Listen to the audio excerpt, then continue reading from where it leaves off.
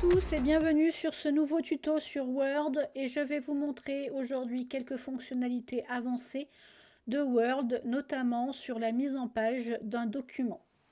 Donc pour cela, vous allez aller dans l'onglet mise en page, d'accord? Comme vous le voyez, j'ai déjà un document de prêt, un texte de prêt, et je vais vous montrer comment on peut paramétrer les marges, l'orientation, la taille, mettre en colonne, faire des sauts de page ou des sauts de section, des numéros de ligne et ainsi de suite. Donc on va regarder tout ça. Donc pour les marges, il suffit soit de sélectionner une marge qui est déjà pré-paramétrée, d'accord, comme ici. Je pourrais très bien paramétrer mon document comme ceci. Vous voyez bien entendu que mon document a été modifié avec les marges que j'ai présélectionnées. D'accord. Je pourrais revenir sur les marges personnalisées que j'avais déjà pré-paramétrées. Là, par exemple, j'avais mis des marges 0,5 cm de partout, en haut, en bas, à gauche, à droite. D'accord. Je pourrais très bien reparamétrer avec des marges différentes. Donc là, j'ai une petite fenêtre qui s'affiche. Je peux changer les marges à ma guise et je fais OK. D'accord. Et vous voyez là que les marges ont été rétablies aux paramètres que j'ai souhaités.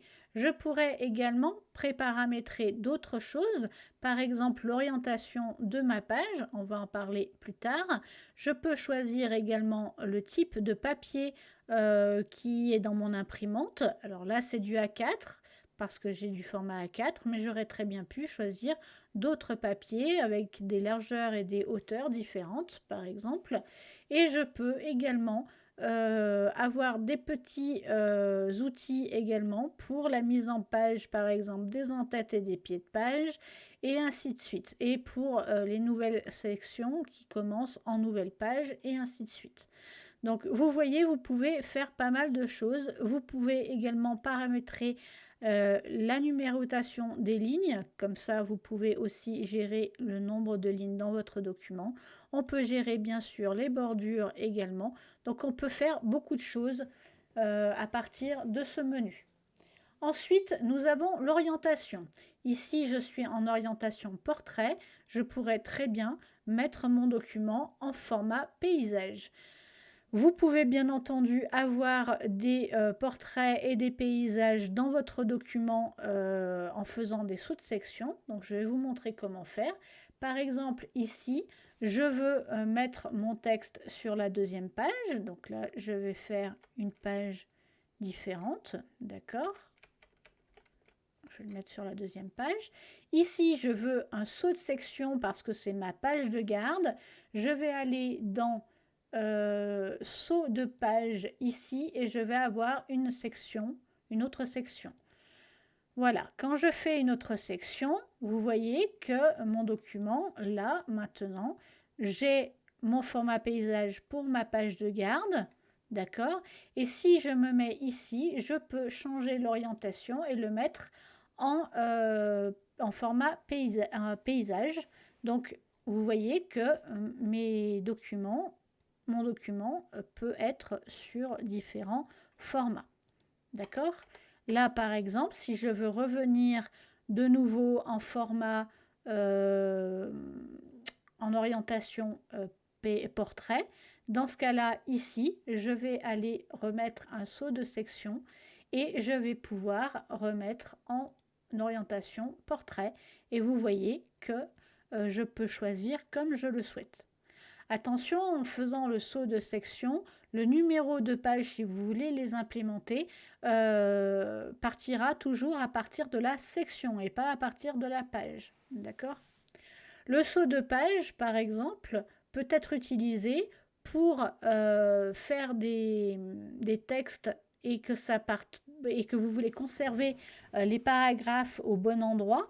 Et vous allez faire par exemple des sauts de page pour être sûr, par exemple ici, je vais aller faire un saut de page et vous voyez qu'il m'a mis les autres paragraphes sur une autre page.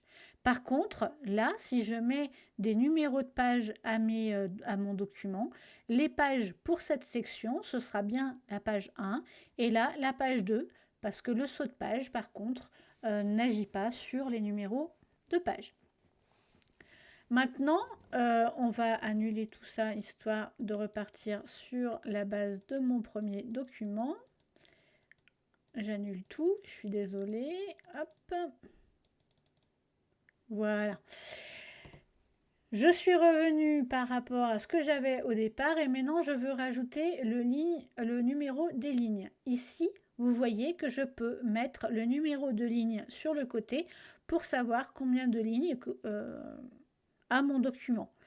Bien entendu, je vous renvoie à la vidéo que j'avais déjà faite précédemment pour savoir ici le nombre de mots, le nombre de pages, le nombre de caractères qu'il y a dans mon document. D'accord? Là, par exemple, le numéro de ligne correspond à 34 et effectivement, il y a bien 34 lignes dans mon document puisqu'on l'affiche ici. Je peux bien entendu ne plus afficher le numéro de ligne en faisant aucun. Je peux également paramétrer la coupure de mots. Par exemple, quand on a un mot avec des tirets, par exemple, je vais le faire ici.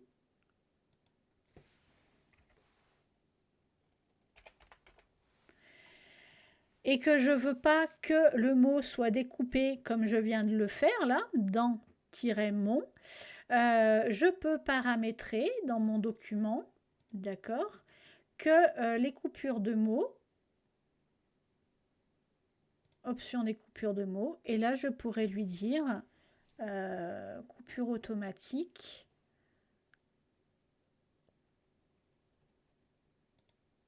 Et faire OK.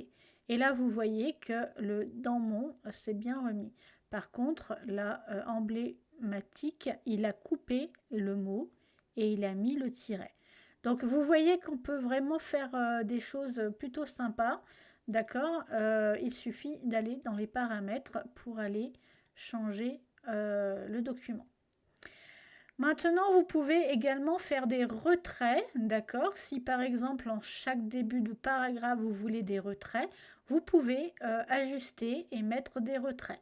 Par exemple, je veux un retrait à 1 cm sur mon paragraphe. Vous voyez que là, j'ai tout le paragraphe qui est en retrait. Je pourrais par contre mettre que le début en retrait en utilisant la touche Tab pour paramétrer le retrait juste en début. Je peux gérer bien entendu tout ce qui est attrait au paragraphe et là gérer soit les retraits, les espacements, donc les tabulations et autres, hein, vous voyez ici les tabulations, et mettre des tabulations déjà pré-paramétrées dans mon document pour qu'à chaque fois que j'utilise la tabulation, ça aille bien aux mêmes espacements, d'accord? Vous pouvez également mettre des espacements entre les lignes. Par exemple, vous voulez qu'après chaque paragraphe, il y ait un espacement après, d'accord? Et vous pouvez choisir le type d'espacement que vous souhaitez, d'accord?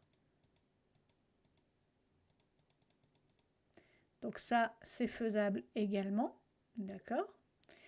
Vous pouvez également aligner les choses sur la marge ou aligner sur la page. Au fait, il y a pas mal de paramétrage sur la grille également. On peut afficher un quadrillage également. On peut vraiment faire beaucoup de choses, d'accord, sur le document. Là, par exemple, je ne veux plus le quadrillage. J'enlève le quadrillage.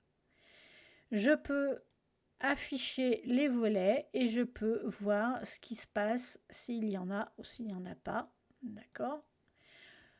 Voilà, donc tout ça, c'est tout ce qui peut vous servir à faire la mise en page de votre document. D'accord?